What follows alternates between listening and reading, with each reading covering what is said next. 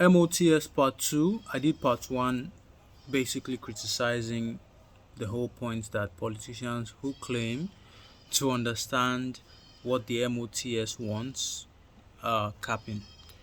But of course, to flip and check what's on the other side and then try to see what things are really, really better collectively done, collectively imagined. In which case, we're trying to make the case for politicians who, in fact, could have the man on the street in mind. So, what scenarios are there? Look at the grandma or the grandpa who is 70 plus, the fresh retiree who is just 60 about to leave government work, or just an old woman who has a business, or not old woman, a senior citizen. You want to look at middle-aged men and women in their 40s, C level or management level, or just a trader in the market. And then you want to look at the young man who is just leaving secondary or leaving university, trying to enter the labor market. And then look at the kids. I've just highlighted 5 or 6 categories of people, and this great guy politician has a good mind, really wants to do what's right by them.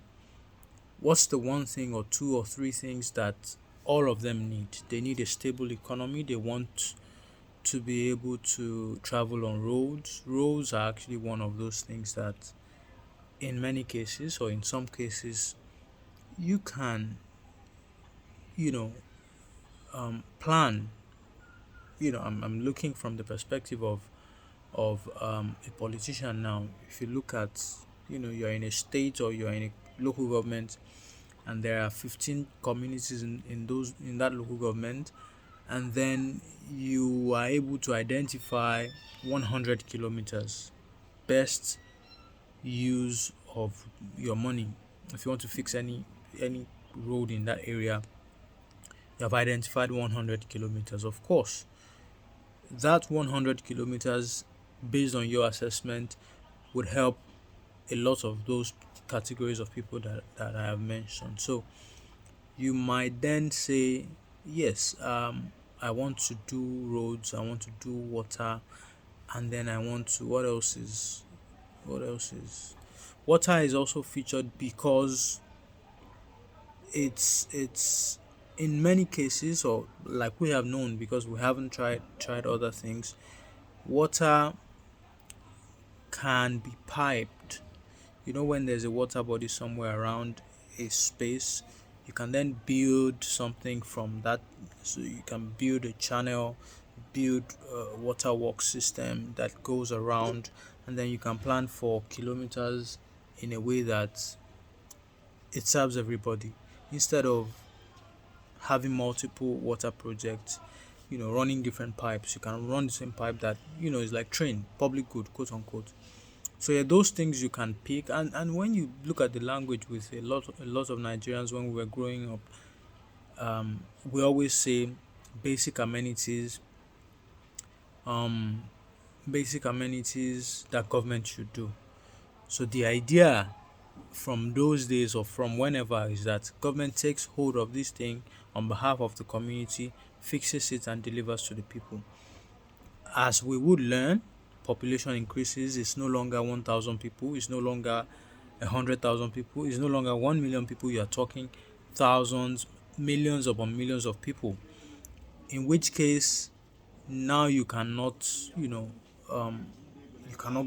build and maintain a water system that serves these thousands of people in a small community. So yes, as a politician who genuinely has those things in mind, those intentions, I want to do roads, I want to do water, I want to build trains, you will soon find out that the taxes you collect from these people based on the business activity that they do is not enough to do those three things in 4 years. And so you want to start, and then before you know, you award one contract here, it's stalling, you are not able to execute it, you probably need 3 years to fix it, then you go and borrow money, and then you scatter the whole plan. But this is me just looking at the perspective from the POV of a politician who just has good intentions. Um, Good intentions are never enough.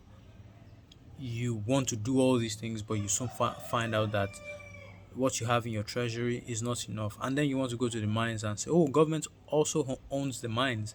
Let's go and export the gold, export the bauxite, export copper, whatever. And then you look at the process of doing that, you don't have the expertise you want to bring in private sector, it becomes cronyism.